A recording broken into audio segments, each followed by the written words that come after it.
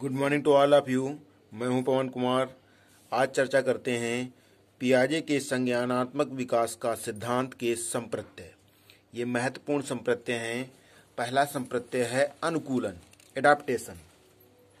पियाजे के अनुसार बालकों में वातावरण के साथ समंजन करने की एक जन्मजात प्रवृत्ति होती है जिसे अनुकूलन कहा जाता है, और अनुकूलन की प्रक्रिया को दो उप प्रक्रियाओं में बांटा गया है, आत्मसात्करण तथा समायोजन।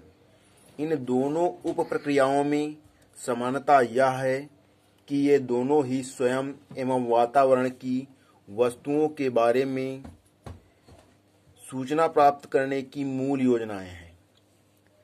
आत्मसात्करण एक ऐसी प्रक्रिया है जिसमें बालक समस्या के समाधान के लिए या वास्तविकता से समंजन करने के लिए पूर्व सीखी गई योजनाओं या मानसिक प्रक्रियाओं का सहारा लेता है। जैसे यदि शिशु कोई वस्तु को उठाकर अपने मुंह में रख लेता है तो यह एक आत्मसात्करण का उदाहरण होगा, क्योंकि वह वस्तु को एक परिचित क्रिया अर्थात खाने की क्रिया के साथ आत्मसात कर रहा है। कभी कभी ऐसा होता है कि वास्तविकता से समंजन करने से पहले की परिचित योजना या मानसिक प्रक्रियाओं से काम नहीं चलता है। ऐसी स्थिति में बालक अपनी योजना, संप्रत्यय या व्यवहार में परिवर्तन लाता है ताकि वह नए वातावरण के साथ अनुकूलन या समंजन कर सके।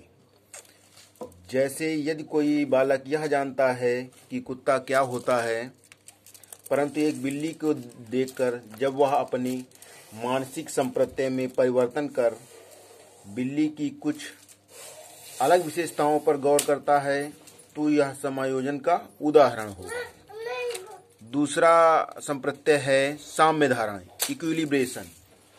साम्य धारणा का संप्रत्यय अनुकूलन के संप्रत्यय से मिलता है। साम्य धारणा एक ऐसी प्रक्रिया है जिसके द्वारा बालक आत्मसात्करण तथा समायोजन की प्रक्रियाओं के बीच एक संतुलन कायम करता है। इस तरह से साम्य धारणा एक तरह की आत्मनियंत्रक प्रक्रिया है। पियाजे का कहना था कि बालक के सामने ऐसी परिस्थिति या समस्या आती है जिसका उसे कभी अनुभव नहीं हुआ है, तो उसमें एक तरह का संज्ञानात्मक असंतुलन उत्पन्न होता है, जिसे दूर करने के लिए या जिसमें संतुलन लाने के लिए वह आत्मसात्करण या समायोजन या दोनों ही प्रक्रियाएं करना प्रारंभ कर देता है। तीसरा संप्रत्यय है संरक्षण, कंजर्वेशन। पियाजे के सिद्धांत में ये महत्वपूर्ण संप्रत्यय है। संरक्षण से तात्पर्य वातावरण में परिवर्तन तथा स्थिरता दोनों को पहचानने एवं समझने की क्षमता तथा किसी वस्तु के रूप रंग में परिवर्तन को उस वस्तु के तत्व में परिवर्तन से अलग करने की क्षमता से होता है। पियाजे के सिद्धांत का यह संप्रत्यय है जिस पर मनोवैज्ञानिकों ने सबसे अधिक शोध किया है।